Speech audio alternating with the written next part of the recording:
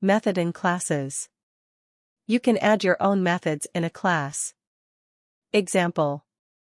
Create a method named present. Code.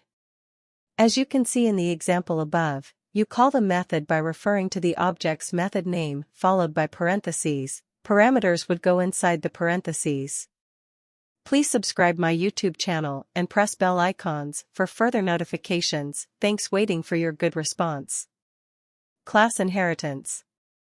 To create a class inheritance, use the extends keyword. A class created with a class inheritance inherits all the methods from another class. Example. Create a class named model which will inherit the methods from the car class. Code.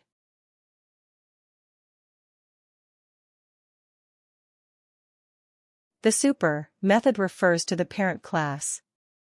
By calling the super method in the constructor method, we call the parent's constructor method and get access to the parent's properties and methods.